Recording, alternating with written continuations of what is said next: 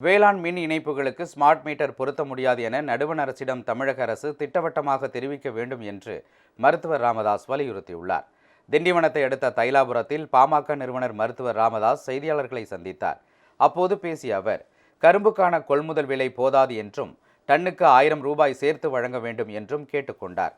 சேலம் மாவட்டத்தில் வேளாண் மின் இணைப்புகளுக்கு சோதனை அடிப்படையில் ஸ்மார்ட் மீட்டர் பொருத்தப்பட இருப்பதை சுட்டிக்காட்டிய அவர், இதனால் இலவச மின்சாரம் நிறுத்தப்படாது என்பதை விவசாயிகள் ஏற்கவில்லை என்றார். மும்மொழி கொள்கை திணிப்பில் நடுவண் அரசுக்கு எதிராக திடமாக முடிவெடுத்த தமிழக அரசு விவசாய நிலத்திற்கு ஸ்மார்ட் மீட்டர் பொருத்த முடியாது என திட்டவட்டமாக தெரிவிக்க வேண்டும் என்றும் அவர் வலியுறுத்தினார். 1200 வேளாண் மின்சார இணைப்புகளில் சோதனை அடிப்படையில் ஸ்மார்ட் மீட்டர்களை பொருத்த தமிழ்நாடு மின்சார வாரியம் முடிவு செய்திருக்கிறது. மின்சார விநியோகத்தை சீரமைப்பதற்கு தேவையான தரவுகளை திரட்டும் நோக்குடன் தான் ஸ்மார்ட் மீட்டர்கள் பொருத்தப்படுவதாகவும், அதனால் இலவச மின்சாரம் நிறுத்தப்படாது என்றும் தமிழக அரசின் சார்பில் விளக்கம் அளிக்கப்பட்டு வருகிறது. ஆனால் அதை உழவர்கள் ஏற்கவில்லை.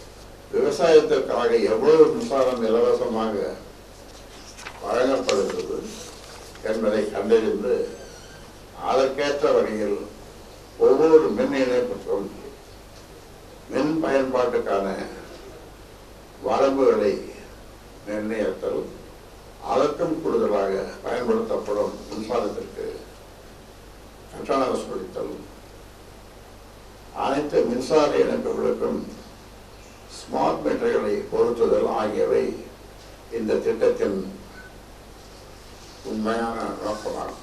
வேளாண்மைக்கு வழங்கப்பட்டு வரும் இலவச மின்சாரத்தை படிப்படியாக ரத்து செய்வதற்குத்தான் இந்த திட்டம் வழிவகுக்கும் என்று கூறப்படுகிறது. அதிகரித்து வரும் இணையவழி சூதாட்ட தற்கொலைகளை தடுக்க தமிழக அரசு உச்சநீதிமன்றத்தில் அதற்கு நிரந்தர தடை பெற வேண்டும் என்றும் அவர் கேட்டுக்கொண்டார். கோடை வெப்பம் அதிகரித்து வரும் நிலையில் தற்போது பகலில் 30 நிமிடம் மின்வெட்டு ஏற்படுகிறது என்ற அவர், மின் பற்றாக்குறை அடுத்த மாதம் இன்னும் அதிகரிக்கும் என கூறப்படுவதை சுட்டிக்காட்டினார். மின்வெட்டால் மாணவர்கள் மற்றும் பொதுமக்கள் பெரிதும் பாதிப்புக்கு ஆளாகி உள்ளனர் என்றும் அவர் கூறினார். கோடை காலத்தில் தடையின்றி மின்சாரம் வழங்க வேண்டும். தமிழ்நாட்டில் கோடை வெப்பம் அதிகரிக்க தொடங்கிவிட்டது. 5க்கும் மேற்பட்ட இடங்களில் 100 டிகிரி ஃபாரன்ஹீட் அதிகமான வெப்பம் பதிவாகி வருகிறது. கோடை வெப்பத்தை தாங்க முடியாமல் மக்கள் தவித்து வரும் நிலையில் பல இடங்களில் மின்வெட்டு செய்யப்படுகிறது. பகல் நேரங்களில் அரை மணி நேரம் வரை மின்வெட்டு தொடர்வதாக பொதுமக்கள் குற்றம் சாட்டியுள்ளனர். தமிழ்நாட்டில் 10ஆம் வகுப்பு 12ஆம் வகுப்பு மாணவ மாணவியருக்கு பொதுத் தேர்வு நடத்தப்பட்டு வரும். இந்த மின்வெட்டால் பொதுமக்கள் மட்டுமின்றி மாணவ மாணவியரும் மிக கடுமையாக பாதிக்கப்பட்டுள்ளனர். மக்காச்சோளத்துக்கு விதிக்கப்பட்ட 1 விழுக்காடு சந்தை வரியை தமிழக அரசு நீக்க வேண்டும் என்றும் அவர் வலியுறுத்தினார்.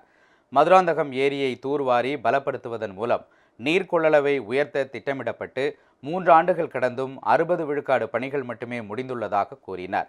எனவே பணிகளை விரைந்து முடிக்க வேண்டும் என்றும் மருத்துவர் ராமதாஸ் கேட்டுக்கொண்டார்.